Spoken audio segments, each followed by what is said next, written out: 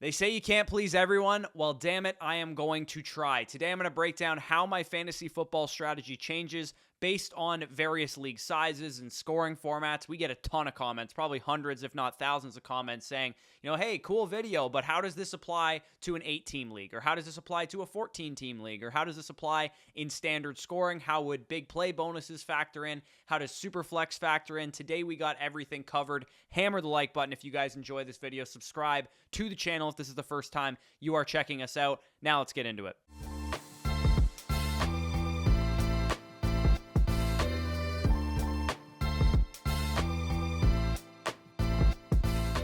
Okay, so we're going to cover almost everything. We did a video on Superflex, so I'm not going to talk about Superflex formats in this video. And obviously, big play bonuses and things of that nature are very, very nuanced. I'll probably touch on them a little bit here and there, but for the most part, it'll mainly be focused on, the difference between PPR and standard, the difference between shallow leagues and large leagues, 14 and 16 team leaguers. So let's start with league size. Our advice, unless specified otherwise, applies for 12-man leagues because me and Danny specifically play in mostly 12-man leagues when it comes to like our redraft leagues, our dynasty leagues, underdog drafts, obviously our 12-man leagues as well. But common other league sizes that I'm sure some of you guys are playing in are 6-team leagues, 8-team leagues, and 10-team leagues for your more shallow league formats. And then 14-teamers and 16-teamers are usually more so deeper leagues. We're going to start with the difference between, 12-team strategy versus shallow league formats. So 6, 8, and 10-man leaguers, listen up, this is for you. So the major things to keep in mind when it comes to smaller leagues and shallower league formats, at the end of the day, all fantasy football comes down to is picking the best player. So realistically, picking the best players will result in the best strategy no matter what size your league is or scoring format your league is. But there is a couple principles and a couple edges that definitely matter more in shallow leagues. The first of which is that studs matter. So in shallower league formats, you can take more risks, and also value over replacement type of options is what you're looking for. So in practice, this basically means that those locked in every single week, set it and forget it, quarterback ones, tight end ones, RB ones, wide receiver ones, those guys have even more value in a shallower league format like an 8-team or a 10-team league, because everybody has good depth. Everybody can pick up players off the waiver wire if they're in a pinch. So the championships are truly won in your starting lineup. So you want to make sure that you're securing as many positional advantages, positional difference makers as possible, whether that's during the draft if you guys can trade up and trying to get more high picks, maybe once you hit on those players, holding on to them for dear life, and then obviously during the season, maybe doing some of those 2-for-1 trades I talk about during the season's trade targets videos, to move up and get yourself a positional advantage or a positional stud or a value over replacement difference-making RB1 or wide receiver 1. So as you guys can see on the screen, these guys have been the highest win rate players of the last 5 years. We have Cooper Kupp in 2021, Todd Gurley in 2017, Christian McCaffrey in 2019. I'm sure a lot of you guys had these players on championship rosters. These win rates that you guys can see in the middle column are calculated for 12-man leagues. That is, the base format, FFPC, underdog fantasy. If you adjust, though, for 8-man and 10-man leagues, you guys can see that the win rate actually gets higher. So if you adjust 2017 Todd Gurley, who has the highest win rate of any player in the last 5 years, 31.3% was his 12-man win rate. In an 8-team league, that becomes 47% because in his starting roster spot, in your RB1 slot in an 8-team league, Todd Gurley was such a positional advantage that he gave you a near half chance to win your league just by having that one player. The value over replacement of these superstar fantasy seasons becomes basically double, triple, and even potentially quadruple your chances of inherently winning just by rostering that one player. So getting studs in 6-team, 8-team, and 10-team leagues is extremely important, whether it's drafting those studs once you hit on them, holding on to them, or like I said, trading for them in season and selling your depth to go and get them. So the next thing that we're going to talk about here in shallow leagues is getting elite at the onesies. So this obviously kind of goes back to the studs point, but especially at quarterback and at tight end in, one tight end, one quarterback league sizes. In a typical fantasy football season, there will usually be a couple stud quarterbacks. Last year we saw, Mahomes, Josh Allen, Jalen Hurts, and Joe Burrow as the top value over replacement quarterbacks last year. And we'll also have a couple stud tight ends every year as well.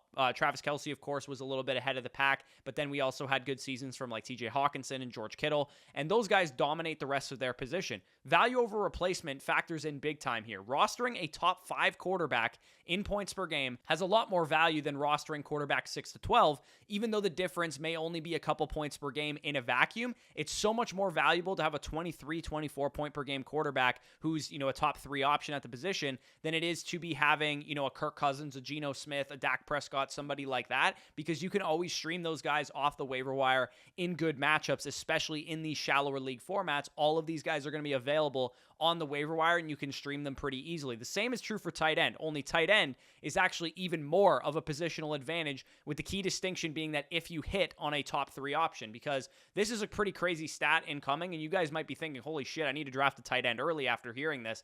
Of the top 16 win rate onesie positions and onesie seasons since 2017, 14 of them belong to the tight end position over the quarterback position. So keep in mind that these are best ball, so it's not like an apples to apples comparison in managed leagues. But hell, even in managed leagues, I would make the argument that it's actually even easier to stream the quarterback position than it is to stream the tight end position. So basically what this means is that if you can hit on a tight end, whether it's Mark Andrews in 2021 or Zach Ertz in 2018 or Travis Kelce last year in 2020 or many of the other years that Travis Kelce has been awesome, the dilemma you face now is that do you want to go and deviate for an elite quarterback, or do you want to deviate for an elite tight end? The elite tight end presents the bigger positional advantage if you hit, only these guys bust at a higher rate. The quarterback position is a lot more sticky in terms of where we rank them in ADP versus their actual finish. We're a lot better at predicting the best quarterbacks than we are at predicting the best tight ends. But of course, if you can hit on an elite tight end, man, oh man, it can absolutely be lethal. And if you guys played in a 6-man or an 8-man or a 10-man league last year, whoever had Travis Kelce was probably in a very good position to potentially win that league. You guys can see the value over replacement per game in a positional rank, how much better the tight end 1 to 3 or so is at the top of that graph versus like the tight end 5 to 10. It's like a massive difference.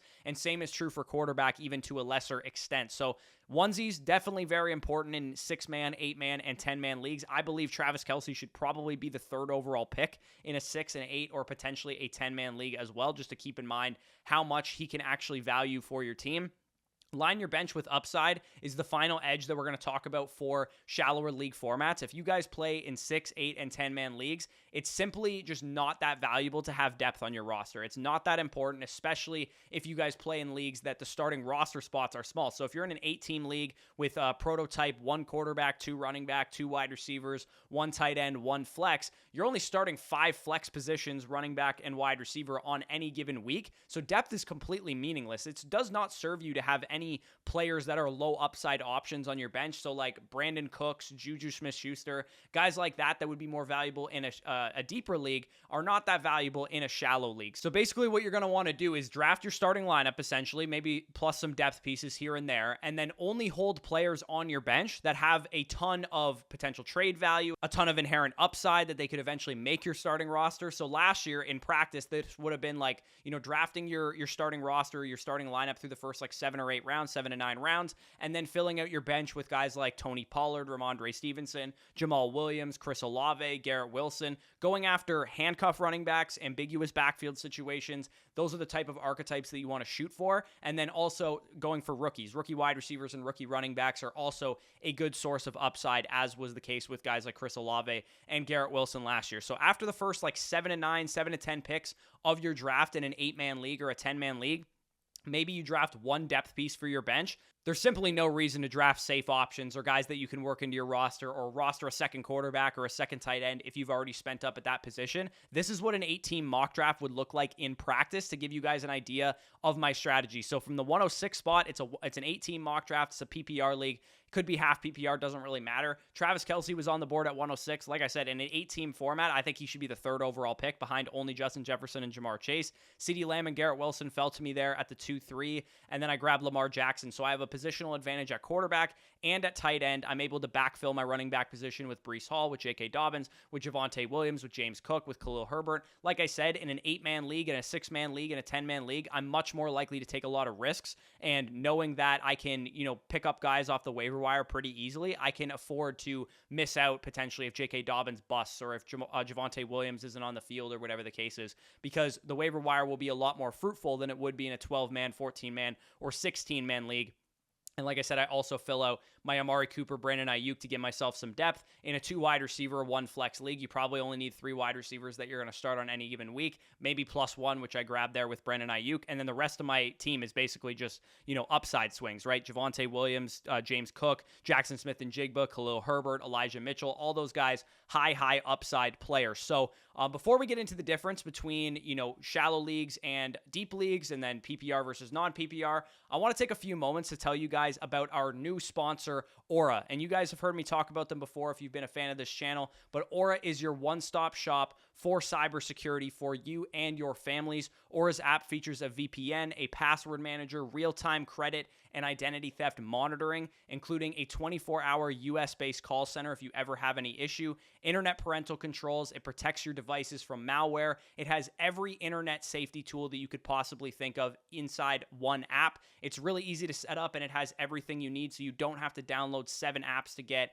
parental controls for your kids or antivirus protection for your computer, identity theft protection for your credit card, transaction monitoring for your credit card. You get everything at one affordable price, and one of Aura's best features is opting you out of things like data brokers and telemarketing lists as well. The internet's got a ton of information out there, a lot of it, and some of it might be yours, including your name, your email address, etc. And this information is accessible because of data brokers who profit by selling your information to robocallers, to telemarketers, to spammers, and anyone who wants to learn more about you. If you guys try Googling your name, you'll probably see what kind of information is out there. It's readily available, and honestly, it feels like a complete invasion of privacy. But thanks to Aura, they can identify these data brokers for you and see who is exposing your information, automatically submit opt-out requests on your behalf, and they'll even opt you out of junk mail and telemarketing lists. And right now, you can use my link, aura.com/fantasy stock exchange, to try 2 weeks for free and see how many data brokers are sharing your information.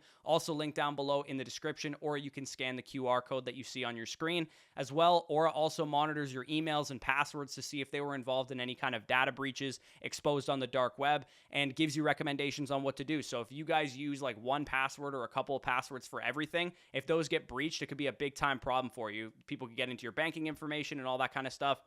Let Aura do the hard work of keeping you safe online. If you sign up right now, Aura will give you a 2-week free trial using my link, and you will be shocked at how much private information Aura finds exposed over just that 2-week period. So go to aura.com/fantasy stock exchange to start your free trial. Also linked down below in the description of this video, in the pinned comment of this video, or you can scan the QR code that you see on your screen. So now let's get into the strategic differences of the deeper leagues. So we covered the shallower leagues in the first part of this video. In deeper league formats, we're talking, leagues where you can start, 2 running backs, 3 wide receivers, and 3 flexes. So very deep starting rosters, or just as simple as saying, 14-man leagues or 16-man leagues. I know a lot of you guys out there are playing in deeper league formats. In these league formats, of course, ideally you want to have positional advantages, studs, all the stuff that I mentioned for the shallow league formats as well, but it does matter less. You don't need that stuff as much in deeper formats because one player is not going to make your whole team if you can start 10 players on any given week. And especially knowing that the pickings are very, very thin on the waiver wire, hitting on as many late round picks also matters much more in deeper league formats. The late rounds are no longer like throwaway upside swings. It's much more viable to draft players in the late rounds that can give you wide receiver 3 production or RB2 production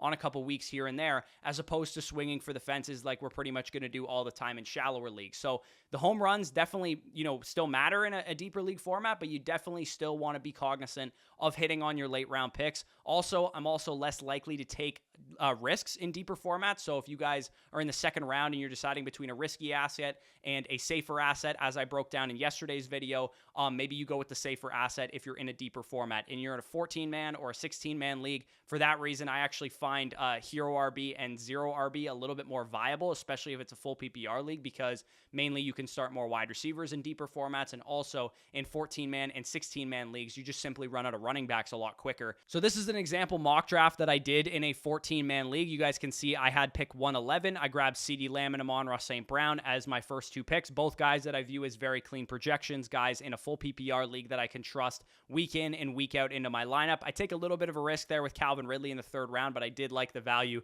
there at the 311, which is basically, again, an early 4th round value in a 12-man league, and then Amari Cooper I grabbed there at the beginning of the 4th round. So I start my draft with 4 straight wide receivers. Again, I told you I'm much more likely to go with like 0 RB and hero RB builds in 14-man leagues because you can start more wide receivers typically. And then Deshaun Watson was my quarterback there. David Njoku, I stack him up with Amari Cooper and Deshaun Watson, making a big bet on that Browns offense. And at the running back position, I just try and backfill with Javonte Williams, Brian Robinson, Raheem Mostert, and Kenneth Gainwell, guys that I think it can all kind of give me some kind of production. Sky Moore is my 5th wide receiver, and then I just took an upside swing on Luke Musgrave at the end of the draft, but I could have gone with like Tank Dell or DJ Chark or Zay Jones, somebody that could work into my flex spots as well. So keep that in mind. If you guys are in deeper formats, your late round picks are not throwaways. You actually do need to potentially hit on those late round picks, and for those reasons, I'm actually more likely to only draft 1 quarterback, only draft 1 tight end, because I know, I can get a bunch of upside swings and a bunch of,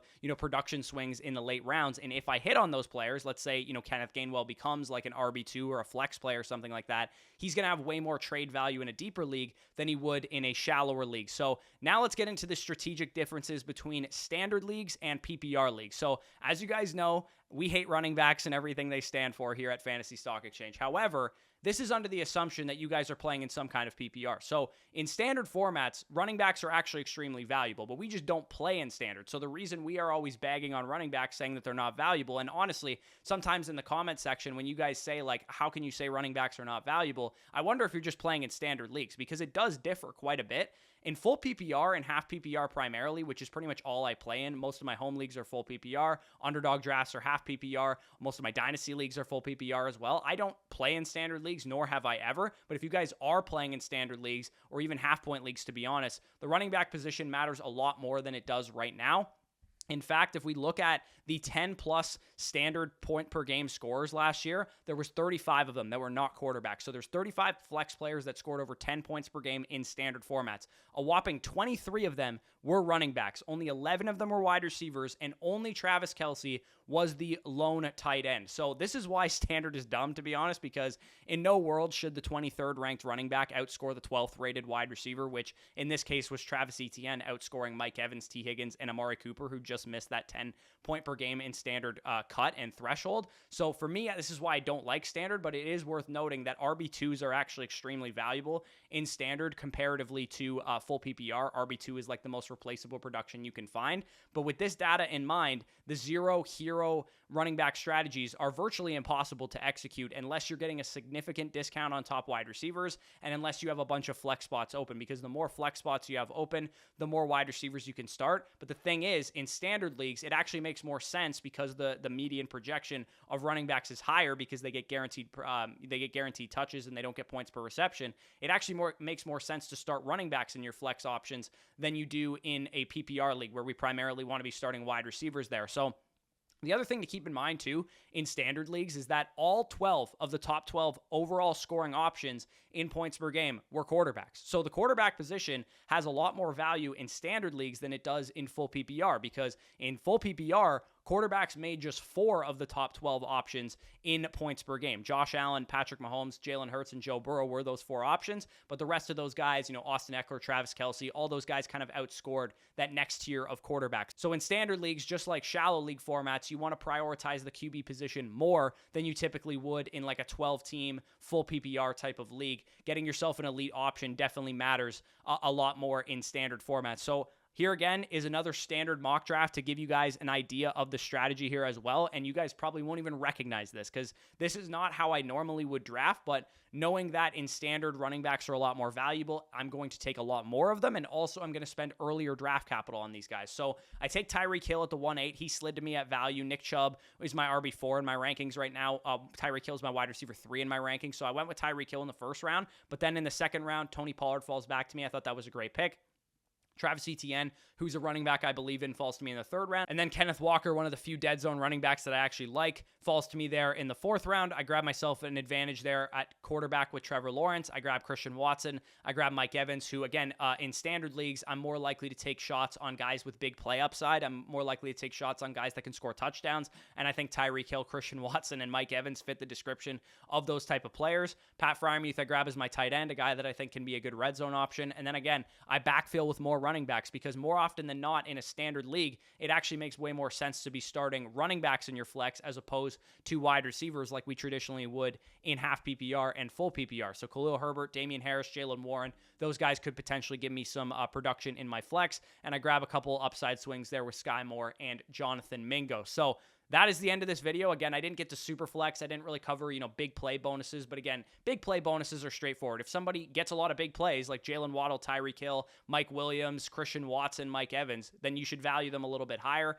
and vice versa the other way around. So did I miss anything? Did you guys, do you play in a scoring format that I didn't really cover? I mean, point per carry leagues and those kind of things. Obviously, you value the running back position a little bit more, and also running backs that carry the ball specifically a little bit more. So if you guys want our draft guide, if you want access to all of our rankings, it will be the #1 tool that you can use to beat your friends. You can get it for free right now by depositing just $10 on underdogfantasy.com. When you deposit $10 on Underdog Fantasy, you will get an email from them within a couple hours, and it will give you access to our weekly rankings to help you with start sits throughout the season, as well as our draft guide, which is fit with positional rankings, tiers, Superflex rankings. Sorry, Superflex bros, didn't really help you out in this video, but all of that stuff is available in our draft guide if you're interested. And if you can't play Underdog, or if you already have an Underdog account, then you could always go to flockfantasy.com and use the promo code FSE over there for 30% off, plus, first priority on Dynasty Decisions videos, and also a ton of other great content over there on Flock Fantasy. So with that being said, peace out, and we'll talk to you soon.